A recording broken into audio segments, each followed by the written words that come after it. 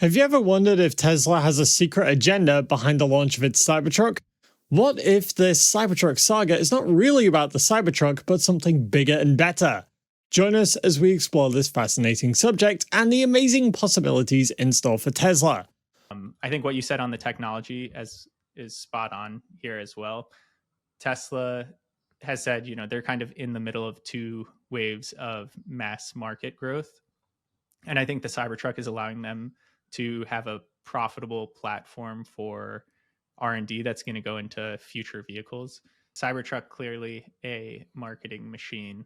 People, anywhere it goes, people are flocking. It doesn't even say Tesla on it, it just says Cybertruck, but people know what it is because it's so bold. The ads, the towing a Porsche 911 and beating it in the 0 to 60 was probably one of the greatest ads. I'm sure we'll see some nice Twitter threads, X threads with that in 10 years time, looking back and saying, this was a classic ad. Although uncertain, there might be a mystery behind the Cybertruck that people are ignoring. The unveiling of the Cybertruck has left the world in awe and speculation about what the future holds for the automaker. It's got a futuristic design and impressive features, and it is not hard to be captivated by this electric beast. But what if the Cybertruck is more than just a revolutionary vehicle? What if it's a glimpse into Tesla's plans to release a more affordable EV? We think that the Cybertruck may be an indicator that Tesla is preparing to launch a $25,000 EV that will soon hit the market and revolutionize the EV industry. Even more, it could be a signal that Tesla stock is about to experience a record-breaking surge that will take the entire stock market by storm. $115,000 car, and we know people want it, so we'll take that and then lower it. But they're really coming out in the midst of where the competitors are. Specifically, you look at the Rivian, that's priced around $79,000. The Ford Lightning is around $79,000. The all-wheel drive Cybertruck coming in at just under $80,000. And if you look at average transaction prices for full-size pickups, it's like $66,000, and for full-size SUVs, it's $77,900. So it does seem to be in this sweet spot. I think what you said on the technology is spot on here as well. Tesla has said, they're kind of in the middle of two waves of mass market growth. And I think the Cybertruck is allowing them to have a profitable platform for R&D that's going to go into future vehicles.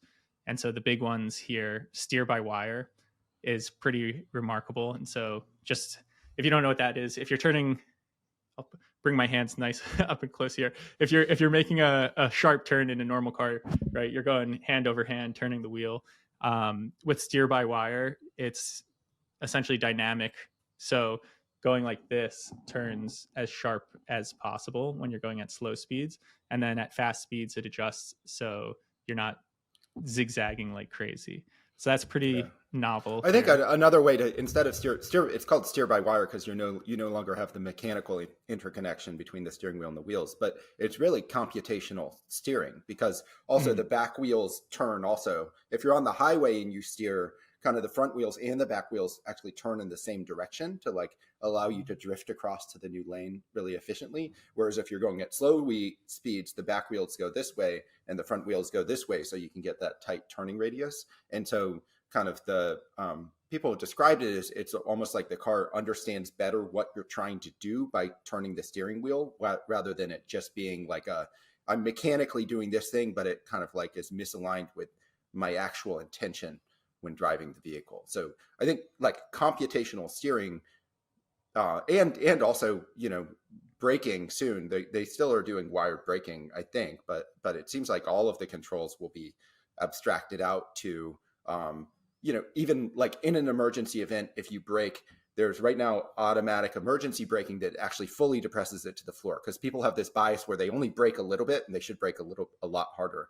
But you can imagine if that's all computationally controlled, it actually will really map to the intended action of the user, adjusting for whatever biases the average user might have more completely.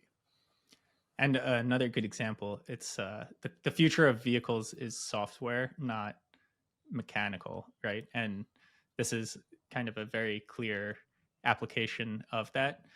Tesla has always been at the forefront of innovation, pushing boundaries and redefining what is possible in the automotive industry. The success of its previous models, like the S and 3, has also solidified Tesla's position as a leader in the EV market. And now, with the Cybertruck making waves across social media and capturing headlines worldwide, it may be an indicator that Tesla is ready for another groundbreaking step. The buzz surrounding this unique electric pickup truck could serve as a strategic move by Tesla to generate excitement and anticipation for its upcoming cheaper EV. Hey guys, welcome back to Tesla Tomorrow. While nothing is certain until official announcements are made by Elon Musk himself, it's hard to not get caught up at the excitement surrounding Tesla's potential $25,000 EV. If history is any indicator, we can expect nothing less than innovation and disruption from Tesla. And for this reason, the future looks electrifyingly bright for both Tesla enthusiasts and investors alike, particularly because of the impact of these updates on Tesla. The speculation about Tesla's stock performance has been on the rise as investors eagerly await news about new product releases and market expansion plans. Therefore, the unveiling of an innovative vehicle like the Cybertruck could potentially drive up stock prices, and even more, the release of a cheaper EV could send Tesla stock through the roof. So what are the possibilities of getting a cheaper EV? Keep watching to find out. One of the other big advancements here that they're unveiling is the 48-volt architecture. So that's good from a efficiency and wiring standpoint. And then it also sounds like what they talked about at Investor Day with how they're planning future wiring harnesses and manufacturing is being somewhat deployed in the Cybertruck, which is you're really reducing the wiring harness, and it sounded like going to more of an Ethernet based control system, continuing to go further verticalized into these end parts of the vehicle that again allow them to do these firmware updates beyond what was ever imagined possible. So it's not just windshield wiper, who knows how far they will go with the firmware update capability. And I think this also illustrates the degree to which Tesla, some of these innovations you actually can't do without doing other innovations at the same time. So the whole auto industry is subject to this kind of like chicken egg problem of, it's like, we need our suppliers to do this so that we can do this, so that we can make this decision. Like, I think steer by wire is possible only because of the new voltage system they moved to, because you actually need to have kind of like powerful enough motors on the steering mechanism that would be prohibitive on a 12-volt system to run. And so kind of like there's a degree to which when technology is a new technology platform, having like as much control over the entire technology stack as possible is really important, because or else you end up in these scenarios where you can't get everybody to make the decision to do the logical move all at once. If you have a bunch of like kind of like farmed out suppliers, and that's what traditional auto has faced. Like they all recognize that steer by wire is something that they should do. They all recognize that 48 volts is something they should do, but how do they convince all of their tier one suppliers to like transition over at the same time as them, at the same time as all of their competitors? And Tesla's big enough in the marketplace now in terms of its vehicle programs that it can compel some suppliers that it needs to transition over, and then it can design the spec and kind of engineer themselves right up against what the specification is. And so the net is they end up with a more efficient vehicle. And that's like, it's no surprise to me that they priced the vehicle where they did. That's where, that's the clearing cost for a vehicle with these kinds of specs. And actually they're specs superior to certainly the Lightning and the Rivian. I think if you're honestly accounting for all of the performance that they're delivering. And because they are all the way in on this new architecture, they should have a steeper cost decline in terms of their ability to manufacture these technologies over time. And so we don't know what the gross profitability on the Cybertruck is going be starting out, and it'll be really sensitive to the ramp of the program. But there's definitely reason to believe if they stay at this price point, all competitors stay at this price point, they will be like much more profitable for these vehicles relative to competitors because of the way they're set up and pursuing these new technologies. But before we carry on, if you like this type of content, hit that like button, subscribe, and turn on post notifications to keep up to date on everything going on with Tesla. While the Cybertruck is certainly a bold and ambitious product, it may also be a hint that Tesla is planning to launch a more affordable and mass-market EV in the future. There's a few factors that suggest that the Cybertruck is not only a radical and innovative new product, but it's also a strategic and visionary one. For one thing, the Cybertruck is one of the first vehicles that's going to use the 4680 cell, along with the Y, Semi, and Roadster. And according to Tesla, these cells could enable Tesla to lower the prices of its cars and increase their range, making them more accessible and attractive to consumers. Similarly, Tesla is also expanding its production capabilities to build new factories, and this expansion could enable the automaker to achieve economies of scale and lower the cost of its vehicles, making them more competitive and profitable. The $25,000 EV could also be the ultimate fulfillment of Tesla's mission to accelerate the world's transition to sustainable energy, and to make EVs accessible and affordable to everyone. It could also be the next big thing from Tesla, and the Cybertruck could be the catalyst that makes it all possible. And that brings us to this last point of controversy from the unveil, which is the range. And Cybertruck all-wheel drive coming out with 340-mile estimated range with a range extender, which is essentially a big toolbox shape, fits in the trunk of the Cybertruck, roughly 50 kilowatt hours, I think, extends the range to 470 miles of range.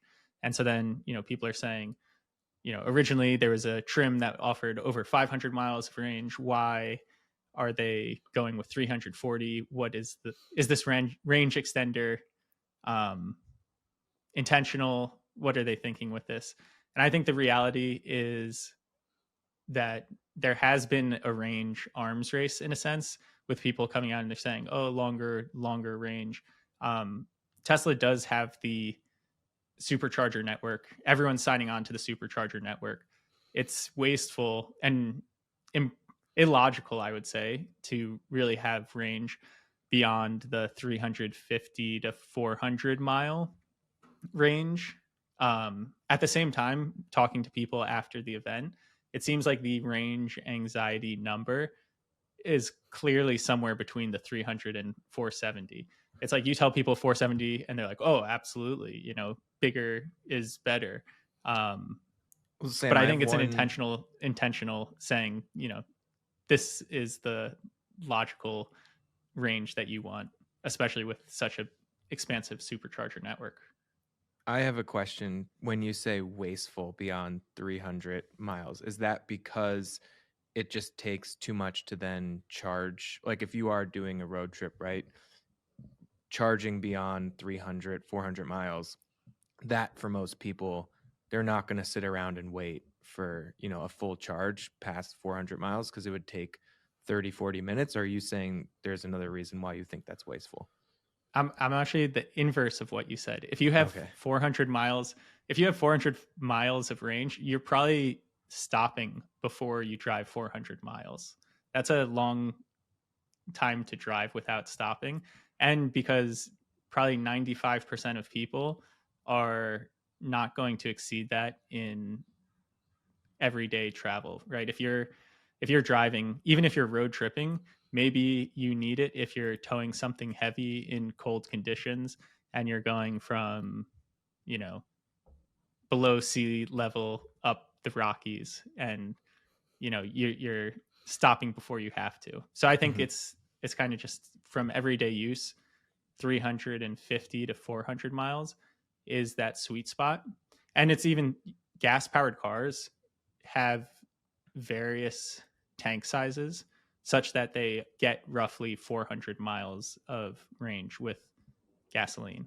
Mm-hmm.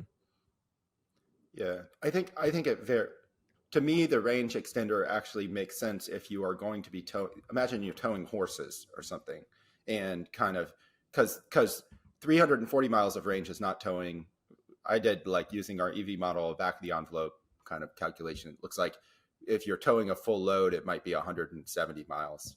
And that really depends on how much drag. It could be worse than that if like there's a lot of drag from the trailer. So kind of like the implementation, somebody who's going to be towing a trailer behind the truck a lot, or the range extender, might make a lot of sense. And wasteful, I think there's another way to interpret wasteful, which is if you slap more batteries on the vehicle, you hurt 0 to 60 time, and you hurt kind of like the handling characteristics of the vehicle. And so there is a trade-off of like just, how important is it for the vehicle to feel zippy versus you get 500 miles of range instead of 300 miles of range. And that is an engineering trade-off. And in some ways, Tesla's investments in efficiency, kind of on the 800 volt system, on the 48 volt system, and on the like reducing the amount of weight of wires in the vehicle, all like allow them to be a little more flexible in terms of like how much battery they inject in their vehicle. And you're having to weigh kind of range against really vehicle performance characteristics and feel. And the fact is the average driver drives 30 miles a day. So like range anxiety is real, but it's also like a real one day a year for people, and so that's another kind of trade. It's clear that the market has voted, and 150 mile EV is not something that's going to sell. It's clear that a 300 plus mile EV is something that will sell. Maybe we don't yet know in trucking where maybe you do need more range, and that they'll, as they, conceptually the batteries should get more efficient and denser over time. And so they should be able to up range within the same form factor in the Cybertruck over time, but marginally. And then they have this option with the range extender to do it more meaningfully for an extra spend from customers. What's interesting about the Cybertruck mystery is that the truck may not just be cheaper than Tesla EVs in general, but it also is proposing a production line for it too. Elon Musk recently shared a few details about the Model 2's production process in an interview with Sandy Munro, who's a veteran automaker engineer, analyst and Tesla bull, and according to Musk, the Model 2 will be built in the US at Tesla's Gigafactory, Texas, where the Cybertruck is also produced. Now, here's where it gets interesting. Elon Musk also said that the Gigafactory in Mexico, which is rumored to be the first production site for the Model 2, will be ready after the car is launched. Also, he added that Tesla is reviewing the Model 2 production plans every week, and this means that the project is in an advanced stage of development. According to the Tesla CEO, the Model 2 will be made in very high volumes, and the production lines will be unlike anything else in the industry. In fact, Musk claims that this level of production tech is far in advance of any other automaker on the planet, and it's unlike any other car production line anyone has ever seen. Although Elon Musk didn't reveal any specific features about the Model 2's production line, he did hint that it may use some of the innovations that Tesla has introduced or plans to introduce with the Cybertruck. So what are they? Let's find out. The Cybertruck is a premium pickup truck with lots of premium features. Do you think that there will be a less expensive, stripped down version, or not really? This maybe in a few years' time, and it's not necessarily Cyber, and they go a different route? Or do you think they say, oh, if the Cybertruck did cost $45,000, then that would sell like hotcakes, even if it didn't have the powered cover over the tailgate, doesn't have steer by wire, doesn't go 0 to 60 in 2.6 seconds? Nick, what do you think? Well, I guess the question is, do you think the design and look and feel of it is that mass market pickup truck? I think the reason they've gone after the premium segment is because it does probably draw in a unique crowd of buyers. But that's just my general. I think you could, go back and forth all day on the look and feel of it. But I do think it attracts a more unique buyer than, a mass market, even at a lower price point. How many people would that attract with, its very sharp edges? Like, it's just a very untraditional vehicle. So I don't know that it would be worth bringing down the price that far. I think there's a utility truck buyer that's out there that they could get to. And in some ways, I think people's upsetness with the price is related to the fact that they could have just only done the stainless steel exterior and not tried to inject additional technology into this, like, or at least the power front lift and the power back thing, and, you know, and really gone bare bones and gone after kind of like this, you know, call it the farm truck, like that's really a farm truck buyer rather than the luxury farm truck buyer. And they clearly didn't. And I don't know if they ever, given how like production ramp constraints and really their ambitions as a company for like a mass market robotaxi vehicle, if that's ever a step they will be efficient for them to take, to go down market in that way. But I also have no intrinsic sense for the truck market, because I was shocked that the average new truck is $67,000. Like, I just don't, I clearly don't have a, you know, I'm not a truck buyer, and I know that there are people who know the market much better than I do. And it seems like there's plenty of market available for them in kind of like the after incentives, like $70,000 mark. You know, that seems like they could clearly occupy that spot at the current set of build as they ramp production for a while. I don't know. Tesla has developed a unique gigacasting process involving giant machines which cast large parts of a car's body in one piece, and this method helps to reduce the number of parts and simplifies assembly. These gigacasting machines are the largest high-pressure die-casting machines in production, with a clamping force of 55,000 to 61,000 kilonewtons, and each machine weighing 410 to 430 tons, producing a casting of 80 kilograms of molten aluminium in 80 to 90 seconds. Quite a beast. The Model 2 may also benefit from Tesla's new 48-volt low-voltage architecture, which enables a true steer-by-wire system, eliminating the mechanical linkage between the steering wheel and the wheels themselves. This could also improve handling, safety, and efficiency, and open up new possibilities for interior design and customization. Basically, the cheaper Tesla EV is expected to be a game-changer for the market, and it will also offer high-performance, long-range, and affordable options for millions of potential customers. This car could also help Tesla achieve its mission of accelerating the world's transition to sustainable energy and transport. And we believe that the cheaper Tesla EV is closer than people think, remaining uncertain as to whether or not this car will finally hit the market. The only hint that Musk has given on the EV's delivery timeline is that he hopes to unveil the Model 2 in 2024 and start production the following year. Do you think that's possible? Let us know down below, and let us know your evaluation of Tesla. And if you want to know more about what Tesla's been up to over the last few days, go ahead and click on this next video on your screen. See you there.